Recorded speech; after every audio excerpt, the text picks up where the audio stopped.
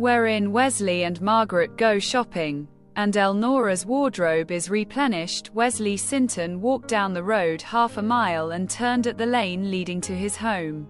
His heart was hot and filled with indignation. He had told Elnora he did not blame her mother, but he did. His wife met him at the door. "Did you see anything of Elnora?" she questioned. "Most too much, Maggie," he answered. "What do you say to going to town? There's a few things has to be got right away." "Where did you see her?" "Wesley. Along the old Limberlost trail, my girl." Torn to pieces sobbing. Her courage always has been fine, but the thing she met today was too much for her. We ought to have known better than to let her go that way.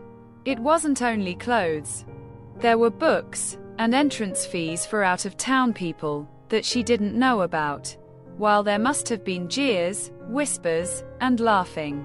"Maggie, I feel as if I'd been a traitor to those girls of ours.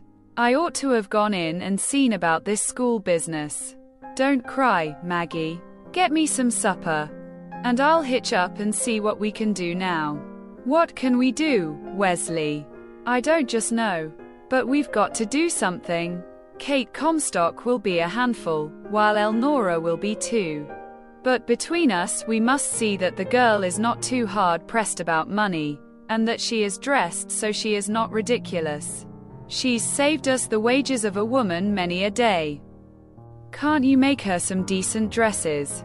"Well, I'm not just what you call expert, but I could beat Kate Comstock all to pieces. I know that skirts should be pleated to the band instead of gathered, and full enough to sit in, and short enough to walk in. I could try. There are patterns for sale. Let's go right away. Wesley, set me a bit of supper, while I hitch up." Margaret built a fire, made coffee, and fried ham and eggs. She set out pie and cake and had enough for a hungry man by the time the carriage was at the door, but she had no appetite.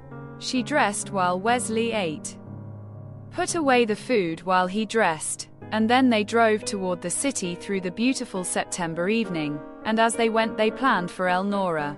The trouble was not whether they were generous enough to buy what she needed, but whether she would accept their purchases, and what her mother would say. They went to a dry goods store, and when a clerk asked what they wanted to see, neither of them knew, so they stepped aside and held a whispered consultation. "What had we better get?" "Wesley." "Dresses," said Wesley promptly. "But how many dresses, and what kind?" "Blessed if I know," exclaimed Wesley. "I thought you would manage that. I know about some things I'm going to get." At that instant, several high school girls came into the store and approached them. "There!" exclaimed Wesley breathlessly. "There, Maggie.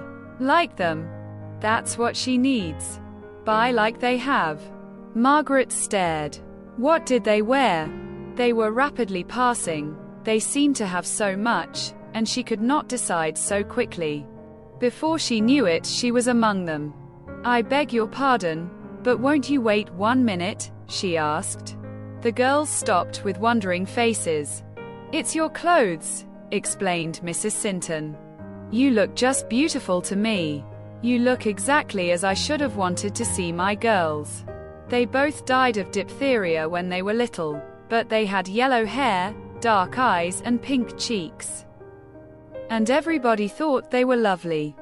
If they had lived, they'd been near your age now, and I'd want them to look like you." There was sympathy on every girl face. "Why, thank you," said one of them. "We are very sorry for you." "Of course you are," said Margaret. "Everybody always has been. And because I can't ever have the joy of a mother in thinking for my girls and buying pretty things for them, there is nothing left for me but to do what I can for someone who has no mother to care for her. I know a girl who would be just as pretty as any of you, if she had the clothes, but her mother does not think about her. So I mother her some myself." "She must be a lucky girl," said another. "Oh, she loves me," said Margaret, "and I love her. I want her to look just like you do. Please tell me about your clothes. Are these the dresses and hats you wear to school? What kind of goods are they, and where do you buy them? The girls began to laugh and cluster around Margaret. Wesley strode down the store with his head high through pride in her, but his heart was sore over the memory of two little faces under brushwood sod. He inquired his way to the shoe department. Why? Every one of us have on gingham or linen dresses, they said. And they are our school clothes. For a few moments there was a babel of laughing voices explaining to the delighted Margaret that school dresses should be bright and pretty, but simple and plain. And until cold weather they should wash.